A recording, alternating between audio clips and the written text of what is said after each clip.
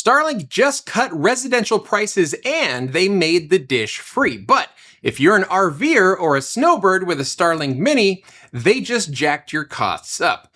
Let's talk about it. The good news is for residential subscribers, folks who have the Gen 3 dish and a residential plan. Starlink has a promotion going where you can now get a Gen 3 dish for $0 down, but there's a $20 shipping fee. They've broken out their plans into 3 different tiers based on bandwidth, not data caps, which is actually pretty good. I think this is a really good model for Starlink to adopt. Rather than paying for a set amount of data and then getting charged for overages, you're now paying, more or less per month depending on how much your bandwidth is throttled. The lowest plan starts at $50 per month for up to 100 megabits per second, but your first 4 months are $35 as part of the promotion. Next, they have 200 megabits per second for $80 a month. Promo pricing drops that down to $65. And finally, you can get their max plan at $120 per month with the promotion bringing that down to $105 for the first 4 months. Also, it seems that this promo pricing isn't available in already saturated areas. This is to increase their customer base in areas with excess capacity. Now, if you go for the residential max plan, there's an additional promotion of a free Starlink mini rental dish, and you get 50% off any of their roam plans. But regardless, I think this change is going to go over much better with customers than the data cap model because no one really understands data caps, right? They don't have any idea how much bandwidth they actually use, and they typically don't keep track of it anyway. Paying for a set speed, but having unlimited data is just a lot easier to understand.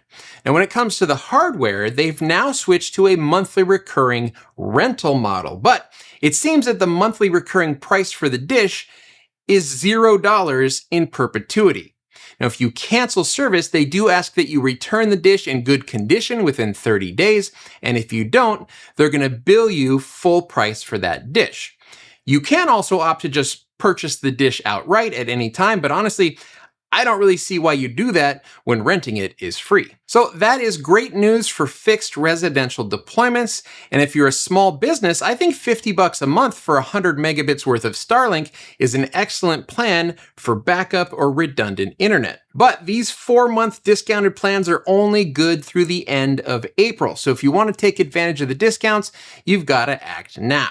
Great time to mention that I have a Starlink referral code down in my bio or in the description that gets you your first month free and also gets me a free month. Now, my referral code doesn't stack with these, $15 off promotions, unfortunately, but it's actually a better deal to get the free month if you're going for the 200 megabit or the Starlink Max plans. On to the bad news. If you've been loving the $5 a month standby plan and you've been using it in motion, I know this has been super popular with RVers and long-haul truckers. Well, Starlink has just screwed you. You can now no longer use the standby plan while in motion. You'd have to bump to the minimum roam plan, which runs $50 per month, and that's a 10x increase for the exact same use case. Another crappy change is that they are now charging reactivation surcharges in high demand areas. So if you only use Starlink seasonally and you keep it on the standby plan during the off season,